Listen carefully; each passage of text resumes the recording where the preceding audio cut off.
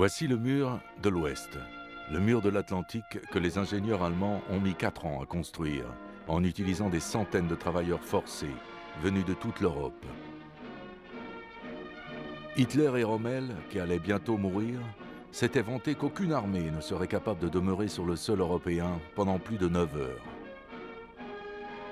Mais tandis que les nazis se vantaient, les Alliés avaient établi leur stratégie et ils avaient déjà choisi la Normandie pour le débarquement.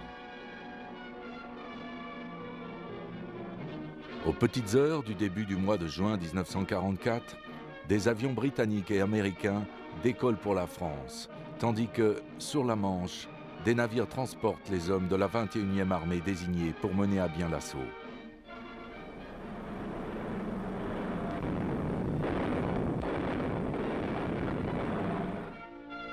Déjà, les avions alliés bombardaient les défenses allemandes.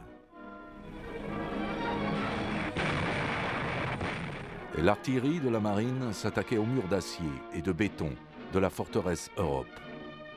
Pour le commandement suprême, le général Eisenhower et l'amiral Ramsay, à la tête de la flotte alliée, ces heures sont éprouvantes.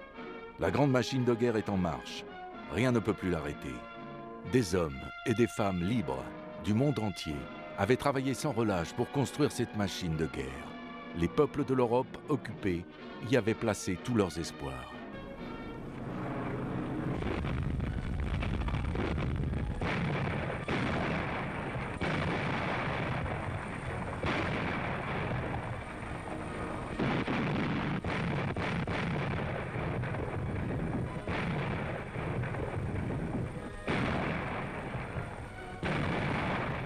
Ces hommes de New York, Chicago ou du Tennessee étaient confiants.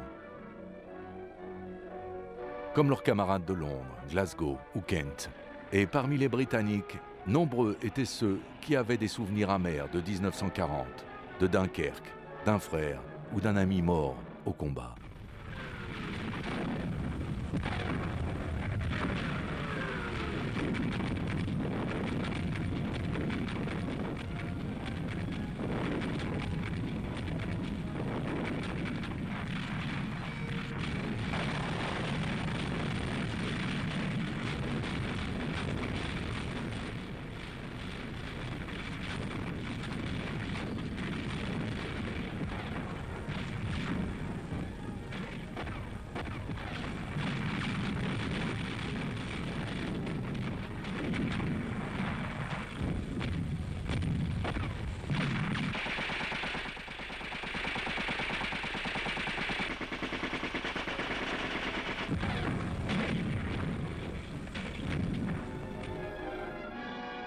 Courcelles, Saint-Aubin, Ouistreham, Port-en-Bessin, Saint-Vaast, Arromanches. Souvenez-vous bien de ces noms, car le sort de notre civilisation reposait sur un combat entre hommes, entre armes dans des tranchées boueuses et des mers peu profondes.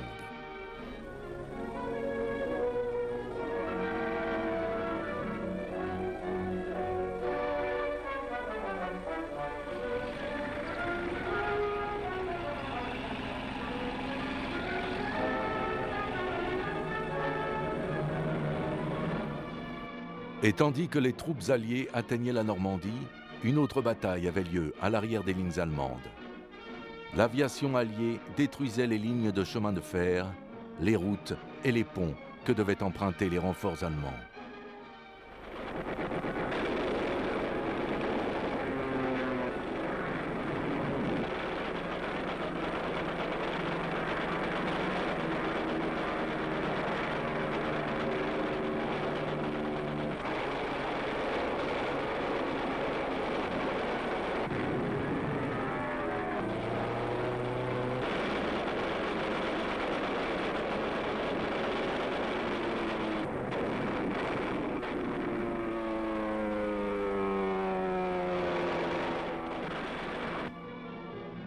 Ces Allemands attendent en vain les renforts que l'on disait en route.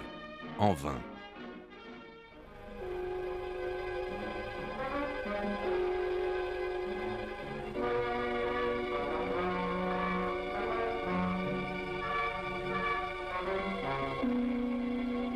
Les renforts alliés débarquent en masse le 6 juin, le 7 juin, le 8, et le 9.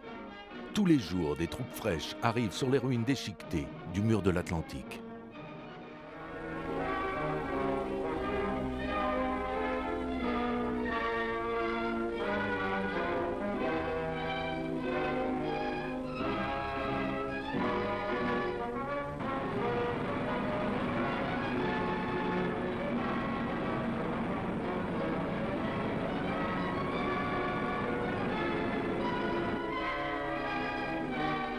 Le 11 juin, le général Montgomery annonce que les Alliés ont gagné les combats sur les plages du débarquement.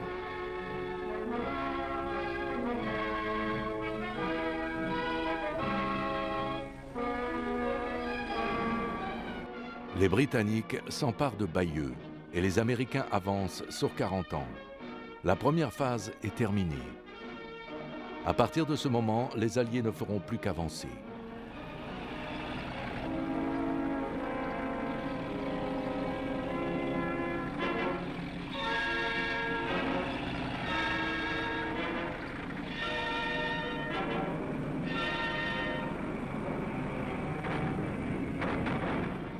Tout du long de la limite extérieure des têtes de pont, les combats sont durs.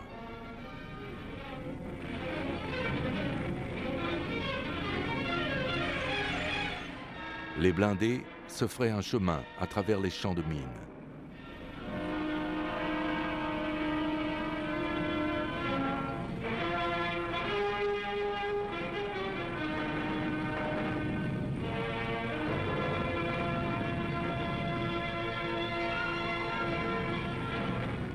Et derrière les bombardements, les soldats progressent, par 2 ou 3, en peloton et en compagnie, se forment en bataillon, capturent des prisonniers et continuent leur avancée.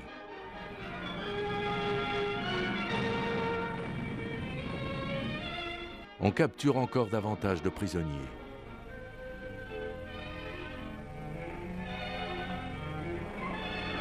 Combat de rue, un village pris, des nouveaux prisonniers encerclés.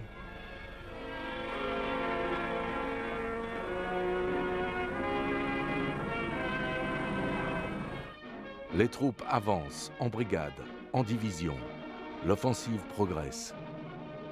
Les Allemands battent en retraite et laissent derrière eux le chaos et des champs de ruines.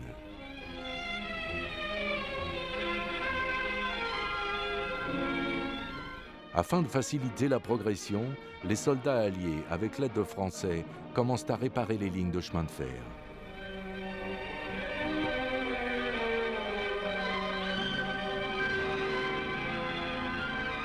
Les soldats du génie commencent à nettoyer les rues des villages et des villes sinistrées.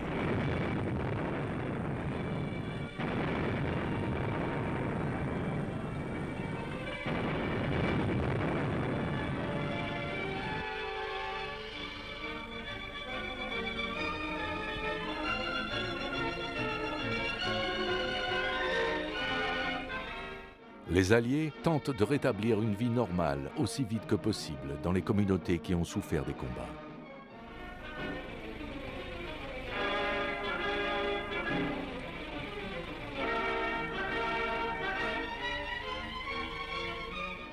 De réparer les routes bombardées afin d'accélérer l'acheminement des renforts sur le front. Ils créent des pistes d'atterrissage dans des champs afin d'offrir couverture et protection aux soldats.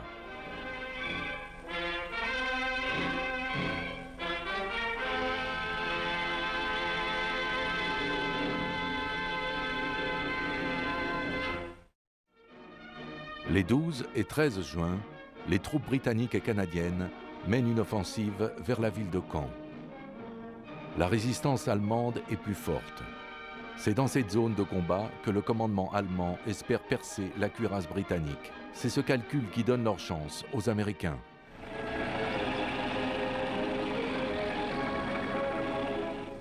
De l'estuaire de Carentan, les Américains frappent un double coup.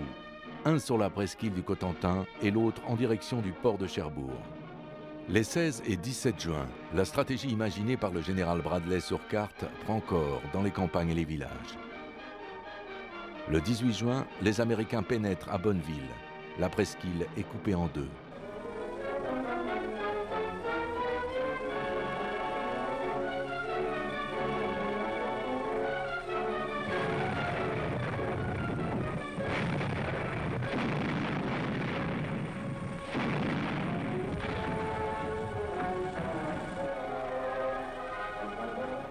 La deuxième offensive est bien engagée.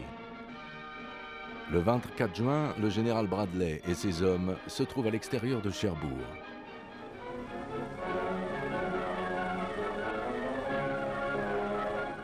Le 25 juin, ils combattent dans les rues de Cherbourg. À chaque coin de rue, un tank allemand.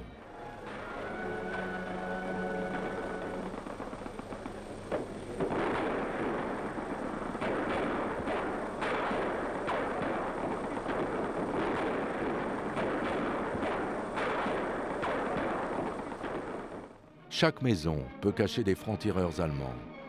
Le commandement allemand avait donné l'ordre de défendre la ville jusqu'au dernier homme, jusqu'à la dernière balle.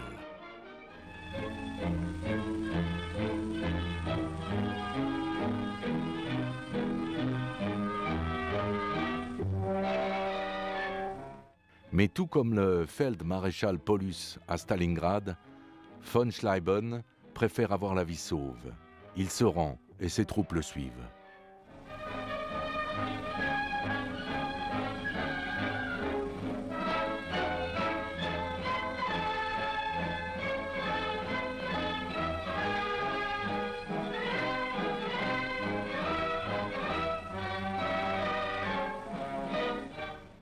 Le 26 juin, Cherbourg est libéré. Un port essentiel, le deuxième après Marseille.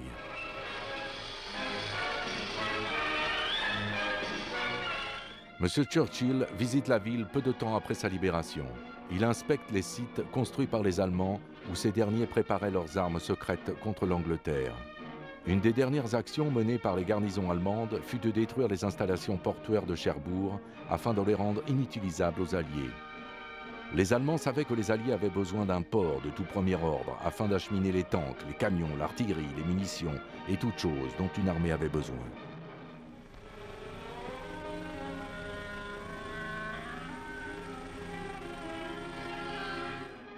Les Alliés commencent à réparer les quais dévastés avec détermination.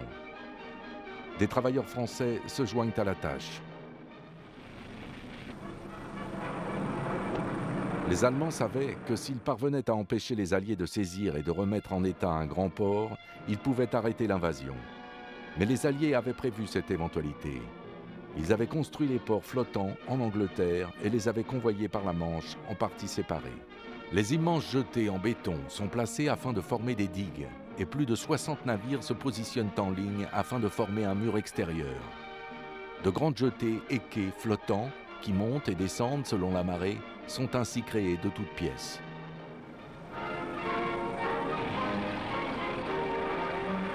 Et rapidement, les camions et les tanks débarquent sur les plages en nombre croissant. À l'avant, près du front, on avait désespérément besoin d'un véhicule, et n'importe lequel.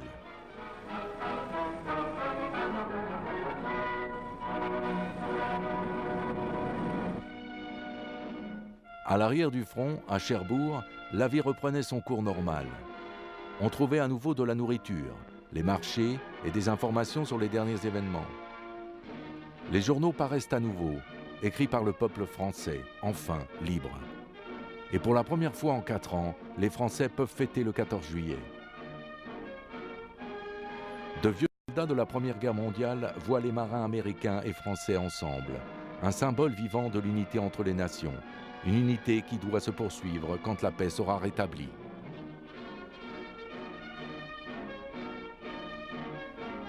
Et pendant que les hommes des armées du général Bradley progressent jusqu'au bout de la presqu'île, vers Cherbourg, les troupes britanniques et canadiennes de la 2e armée entament une grande offensive sur le flanc oriental de la tête de pont.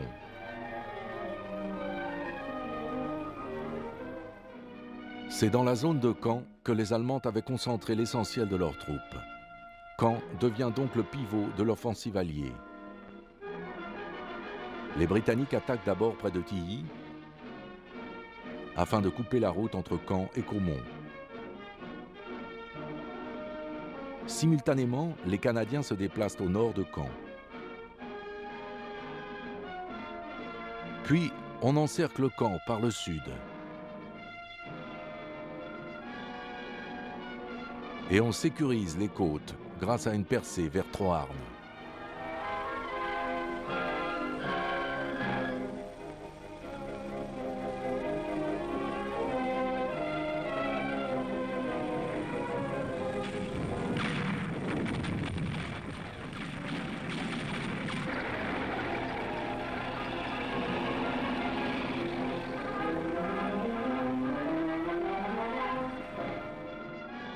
Le général Montgomery trouve mauvaise cette idée de débarquer sur les plages, d'installer une tête de pont, puis de se retrancher.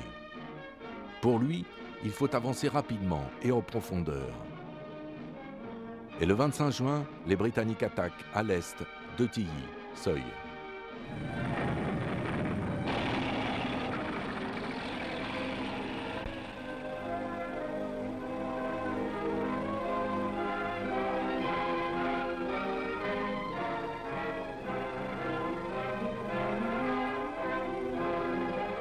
Ils parviennent à franchir la ligne de chemin de fer entre Caen et Villiers-Bocage, à Mouhan.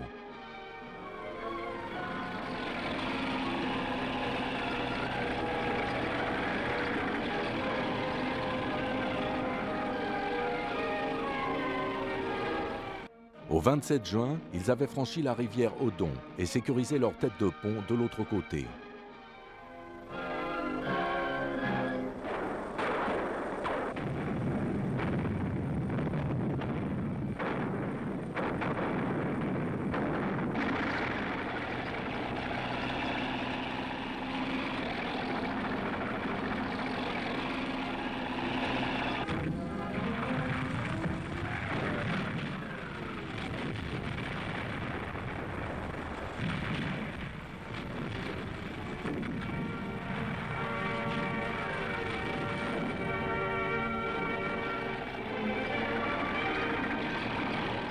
La semaine suivante, les Allemands lancent une contre-offensive d'une rare violence. Pas moins de 7 divisions Panzer, y compris une troupe d'élite, sont rappelées du front russe et placées contre les Britanniques sur cet étroit secteur.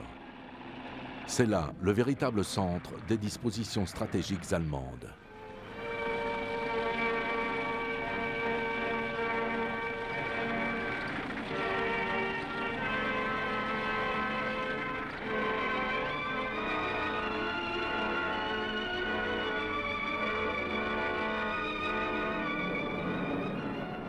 Comme les combats gagnent en intensité, les bombardiers britanniques reviennent détruire les blindés allemands.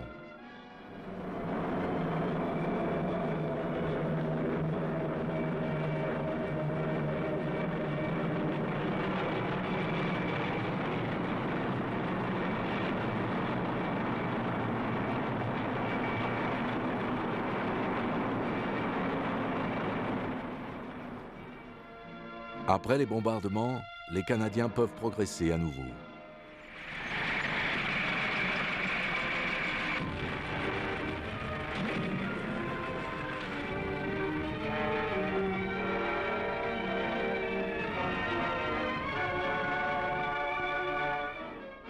Puis les troupes arrivent en vue de Caen. À ce moment, bien que les pluies torrentielles entravent la libre circulation des troupes, l'avancée se poursuit.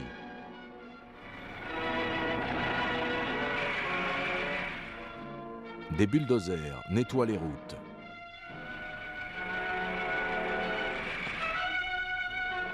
Le 8 juillet, des combats de rue ont lieu à Caen.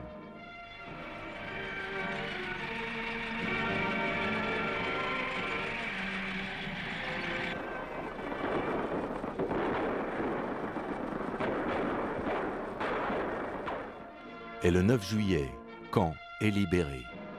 L'objectif du général Montgomery est atteint. Et cette ancienne ville normande et son grand port est enfin libéré.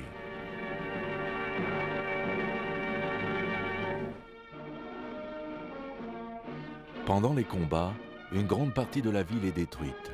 Des bâtiments par centaines sont anéantis dans la rage des combats.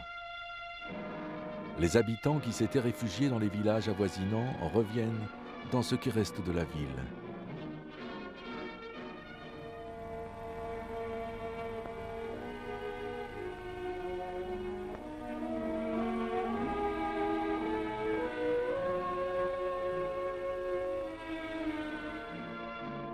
D'autres avaient trouvé refuge dans la cathédrale. Les résistants, hommes et femmes, fournissent nourriture et abri.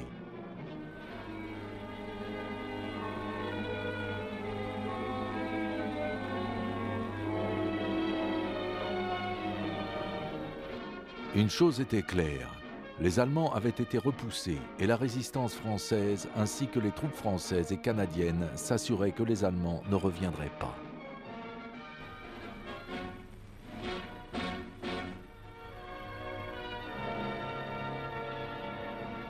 Mais l'ennemi se positionnait pour une contre-offensive, en attaquant en permanence les positions britanniques.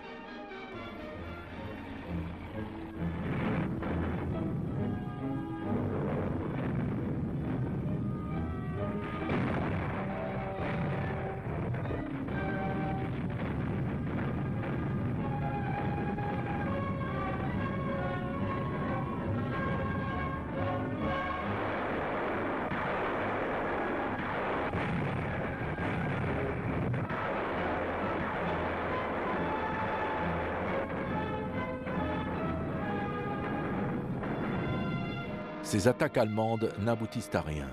Et le 18 juillet, les troupes du général Dempsey avancent à nouveau.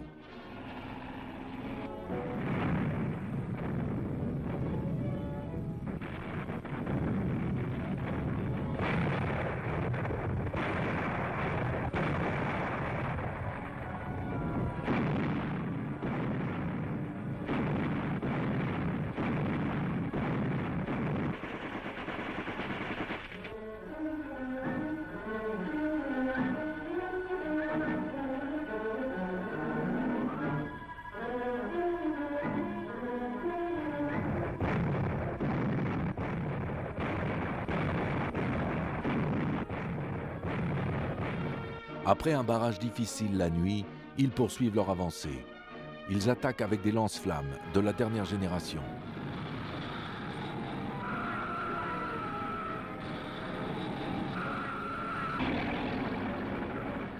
On sécurise les têtes de pont sur l'Orne jusqu'à Troarn. C'est M. Stimson, le secrétaire américain de la guerre, qui explique clairement la signification de ces attaques. Il déclare que les Britanniques et les Canadiens ont engagé l'ennemi de telle façon que Rommel n'a plus la force de menacer le couloir américain.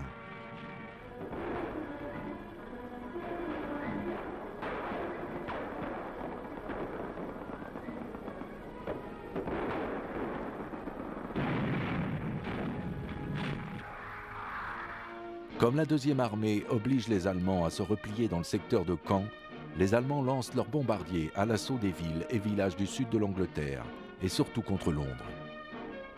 Les nazis pensaient que leurs avions robotisés V1 briseraient la volonté de combattre des Britanniques.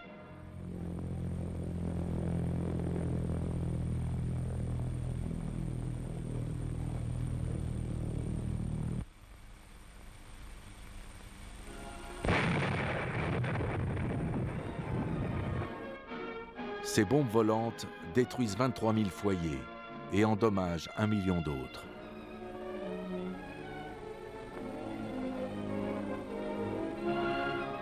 Mais, comme en 1940, le peuple de Londres choisit de ne pas céder. Les mères et les enfants sont placés loin des bombardements et des défenses spéciales sont installées dans le sud de l'Angleterre.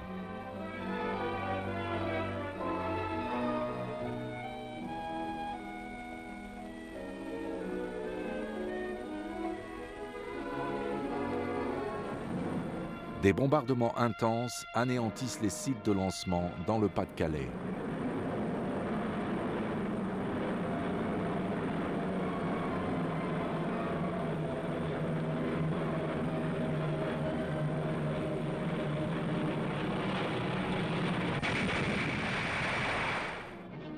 Les batteries anti-aériennes abattent les bombes volantes par centaines.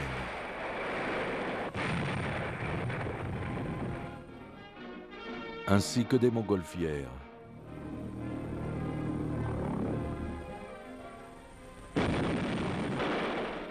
Des chasseurs Tempest les détruisent.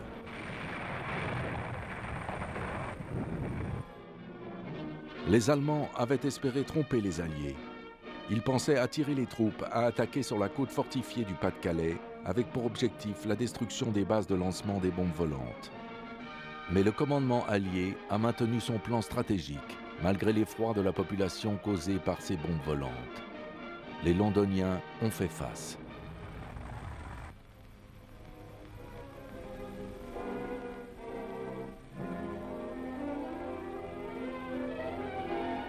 On dénombra plus de 5000 personnes tuées sous les bombardements et plus de 16 000 blessés pendant ces 80 jours de terreur. L'avance alliée en Normandie se poursuit rapidement et imperturbablement. les soldats britanniques combattent encore plus vaillamment afin de supprimer la menace qui pèse sur leurs femmes et leurs enfants en Grande-Bretagne. Encore une fois, les Allemands sont vaincus par le courage d'hommes et de femmes ordinaires. Pendant ce temps, les Américains se dirigent du sud de Cherbourg vers la haie du Puy. Après des combats musclés, ils avancent sur Saint-Lô, un nœud routier important. Puis ils se dirigent vers Coutances, pendant que l'armée du général Patton atteint Granville et Avranches. La première vague emmène les Américains à travers une région boisée en direction de la haie du Puy. Le 9 juillet, alors que les Britanniques et les Canadiens libéraient Caen, les Américains entraient dans la ville de la haie du Puy.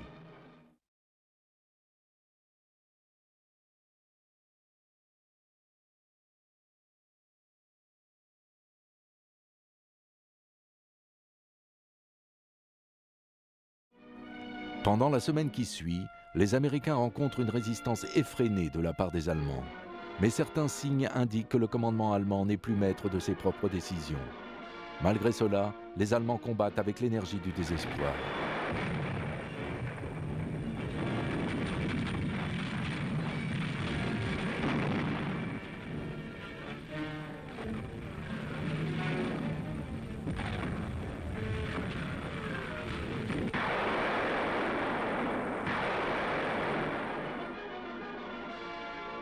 Les pertes sont élevées de chaque côté. Cependant, les Américains poursuivent leur avancée jusqu'à Saint-Lô, atteint le 16 juillet. Avant de prendre la ville, les combats de rue sont intenses. Grâce au FFI, les Américains parviennent rapidement à retrouver les francs-tireurs allemands.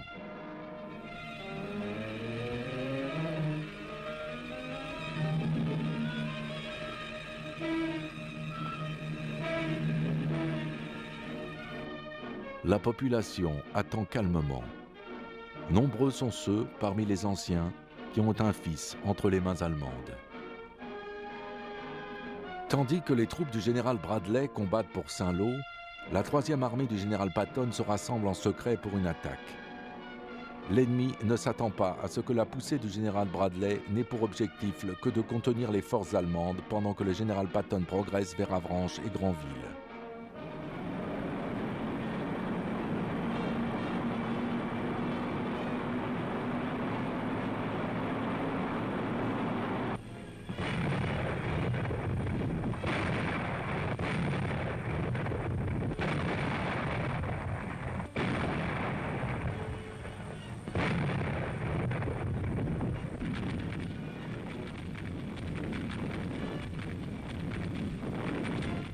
Les forces du général Bradley s'emparent de Coutances le 28 juillet.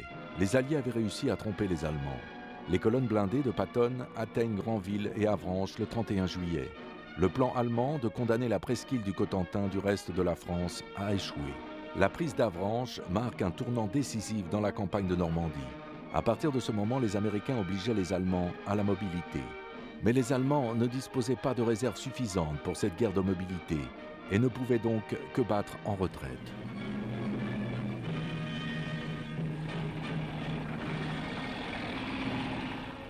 À la base de la presqu'île, les forces américaines se séparent. Une partie se dirige vers Brest, tandis que l'autre part pour l'Orient.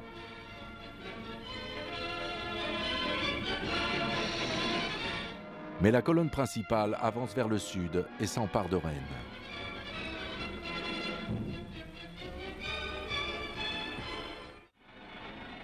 Le 3 août, les Américains entrent dans Rennes. La population avait longtemps attendu et s'était préparée pour ce jour. Elle avait suivi avec inquiétude l'avancement des combats et le jour de la libération était enfin venu.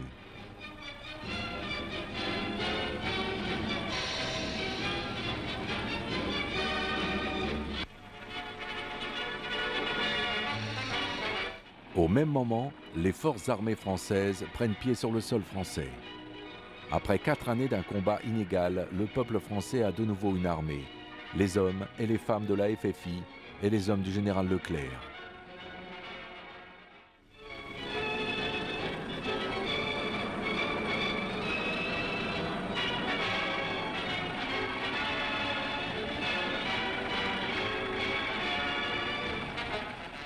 Voici l'accueil que la population leur réserva.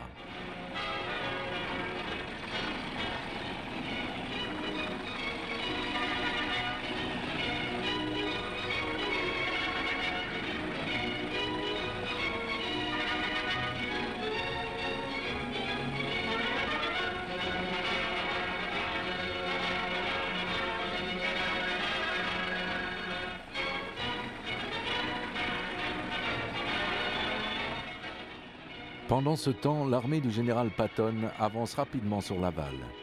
Et 3 jours plus tard, elle se trouve au Mans. Le 7 août, la ville de Laval est débarrassée des Allemands.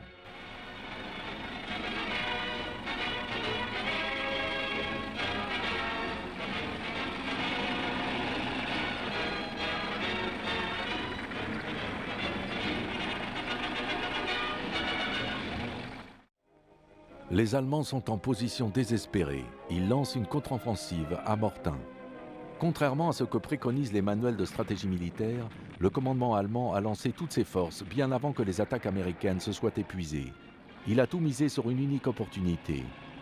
Il a attaqué au point le plus faible entre Mortain et Avranches afin de couper les forces américaines de leur renfort. 4 divisions Panzer sont lancées dans cette attaque.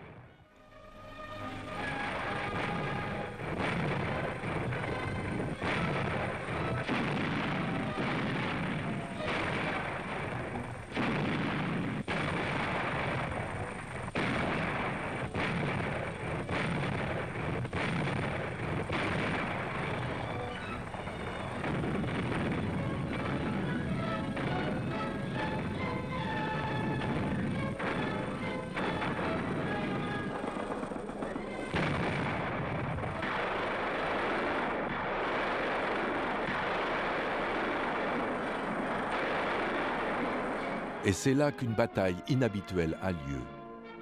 Le commandement allié décide de ne pas fournir de tanks à l'armée du général Patton afin de lutter contre la contre-attaque allemande. Il choisit de détruire la contre-attaque avec des avions Typhoons, lance-missiles. Ce fut une bataille entre des tanks et des avions.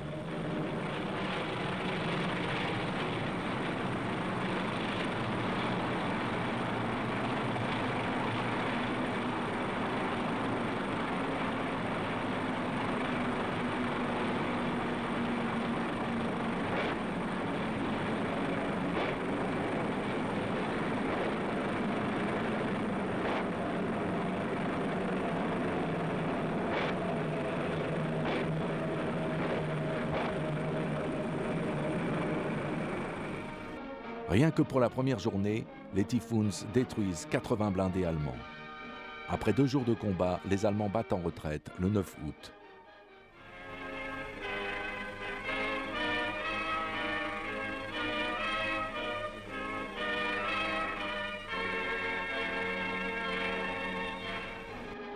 Les tanks américains poursuivent leur avancée. Une partie se dirige vers la Loire, Angers est libérée le 12 août.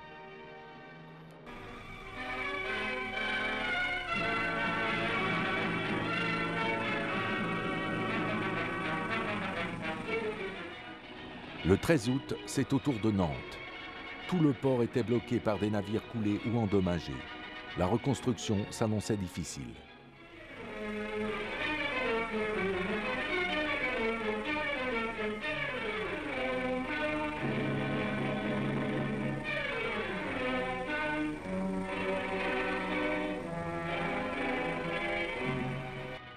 D'autres troupes américaines partent pour Le Mans, Vendôme, Blois et Orléans.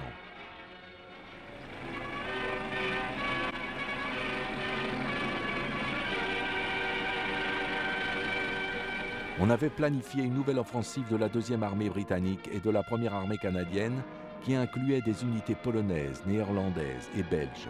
Une offensive qui devait coïncider avec la percée américaine dans la presqu'île du Cotentin. Une mission militaire russe vient voir l'écrasement des Allemands à l'ouest. Les Britanniques et les Américains, pendant leur progression en France, savent que, à l'est, des combats avaient lieu à la frontière orientale, même de la Prusse. Ils savaient que les Russes avaient atteint les frontières de la Tchécoslovaquie et qu'ils avançaient sur la Roumanie.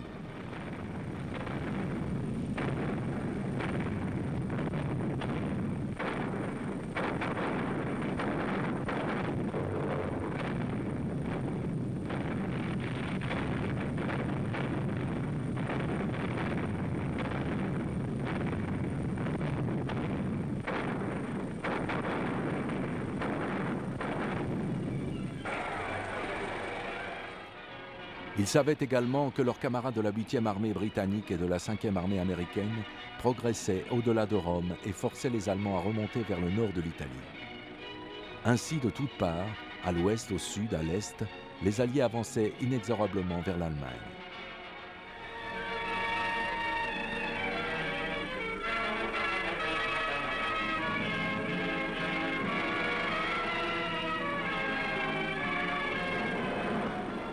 C'est donc avec une confiance renouvelée que les Alliés combattent en Normandie, avec une confiance en eux, en leurs armes et dans la stratégie que leur commandement a préparée après mûre réflexion et soin.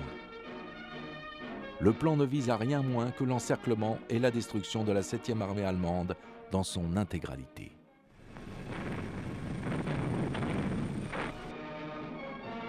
Les Britanniques avancent sur la rivière Vire. Les Canadiens doivent attaquer sur la route des falaises. Et les Américains doivent avancer du Mans vers Argentan. Puis les Britanniques doivent rejoindre les Américains près d'Argentan.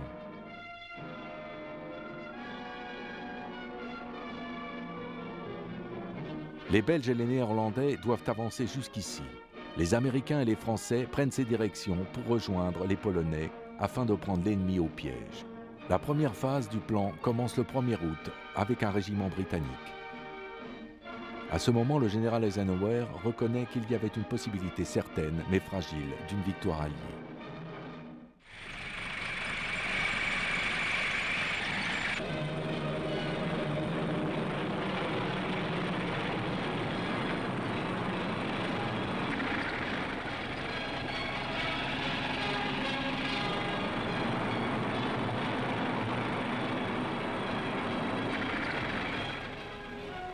Puis les Canadiens atteignent la route de Falaise. Des centaines de tanks avancent dans l'offensive.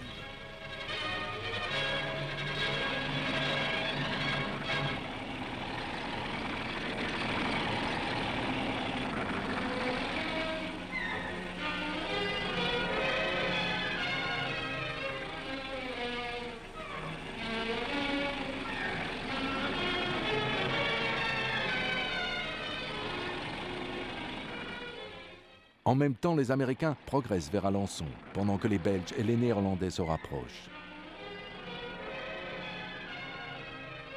Tous unis avec les combattants français jusqu'à ce que les Polonais et les Américains resserrent l'étau le 19 août.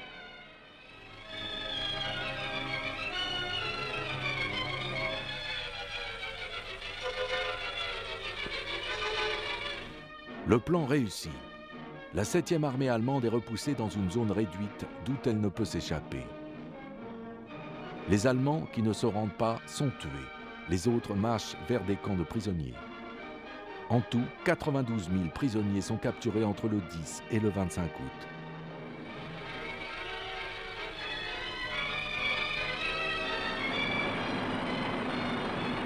À ce moment, on apprend la grande nouvelle qu'une autre armée alliée a pris position dans le sud de la France, dans l'embouchure du Rhône. Des troupes aéroportées atterrissent dans de nombreux endroits.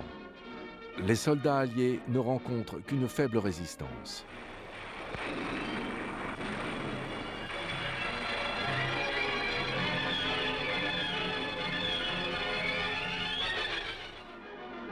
La nouvelle de la défaite de la 7e armée démoralise complètement les Allemands dans le sud de la France, qui finissent par se rendre.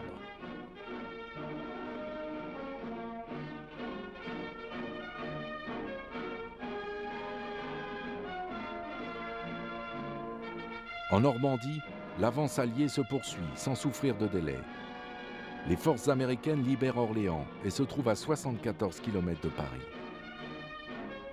À partir d'Orléans, elles se dirigent vers le sud-est, vers la Seine, qu'elles traversent en direction du nord, vers Paris, dans la zone de Melun. Cette traversée, ainsi que la tête de pont britannique au nord de Paris à Mantes, rend la capitale intenable pour les Allemands. Ils doivent donc combattre en retraite tout le long de la ligne du front.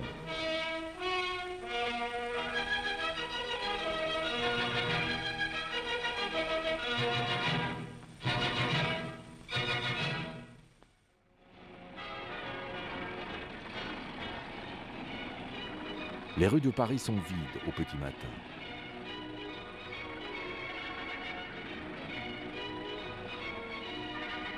Derrière les murs de ces maisons calmes, les hommes et les femmes de la FFI attendent leurs instructions pour leurs haches. L'attaque est lancée. La population dresse des barricades, avec les arbres, les pavés, et Paris est débarrassé des Allemands. Jeunes et âgés, hommes et femmes, tous essayent frénétiquement de fortifier leur ville.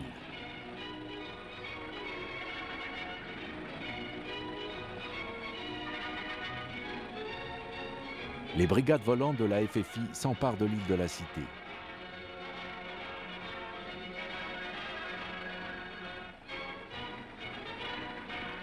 Au même moment, la police rejoint les combattants contre l'occupant allemand. Des tanks allemands détruits parsèment les rues de la ville.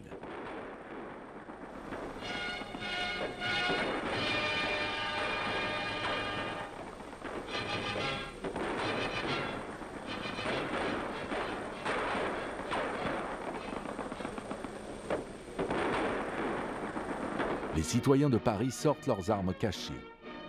Les mécaniciens, les boulangers, les relieurs, les commerçants.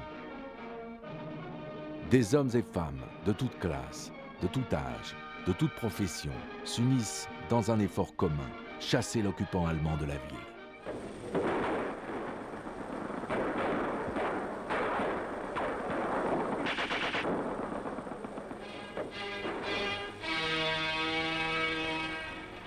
On ne peut que louer les hommes et les femmes de la Croix-Rouge qui vont aider ou soigner les blessés à même la rue, les pavés.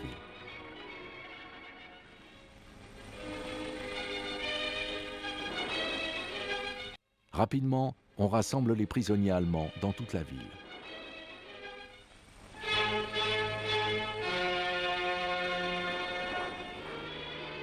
D'autres essayent de fuir, mais les hommes de la FFI leur lancent des grenades.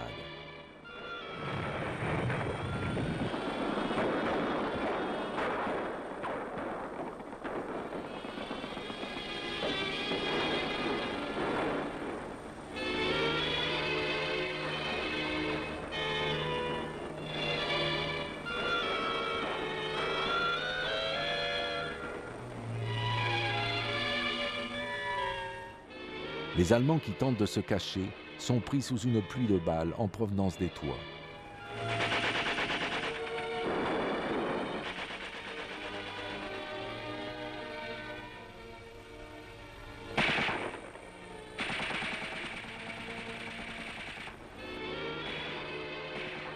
Certaines viennent de leurs propres armes, des armes qui viennent renforcer celles des combattants.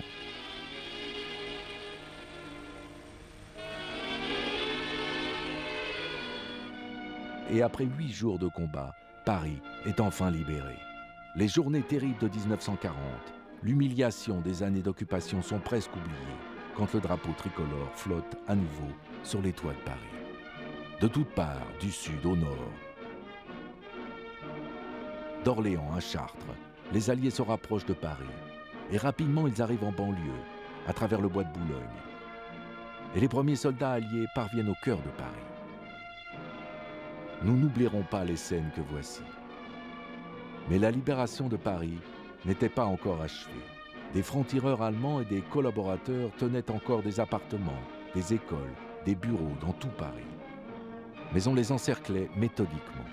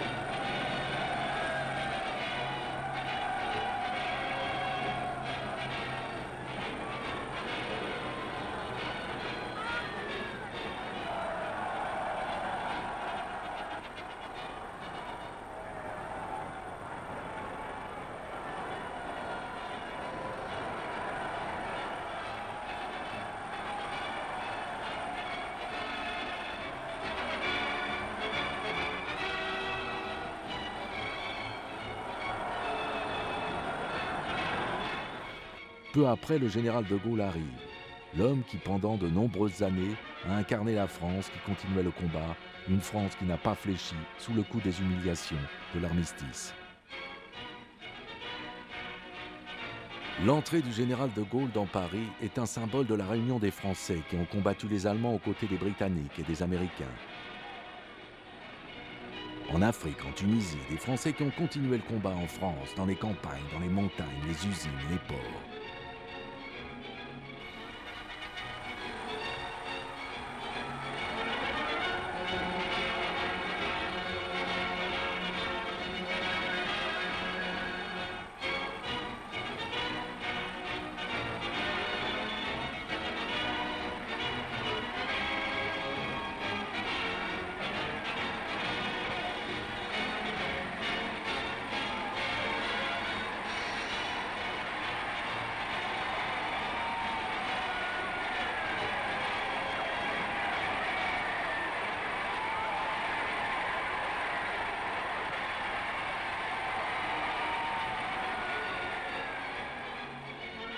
À ce grand moment de l'histoire de France, les Allemands tentent d'assassiner le général de Gaulle.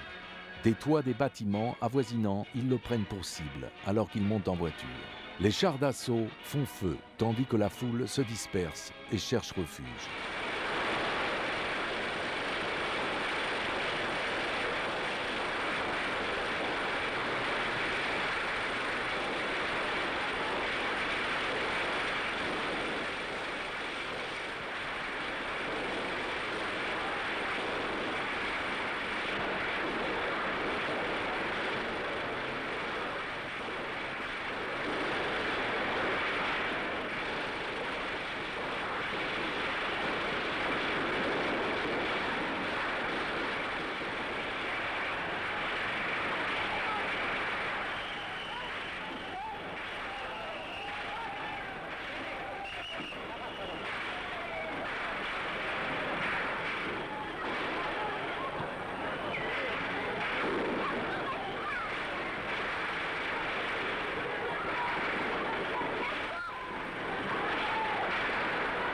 Mais tout est fini, en quelques minutes. Et enfin, après 4 années sombres d'occupation, les Français reprennent possession de leur ville. On les voit rire, pleurer de joie. Ils se tiennent bras dessus, bras dessous, avec les soldats alliés. Paris est libéré.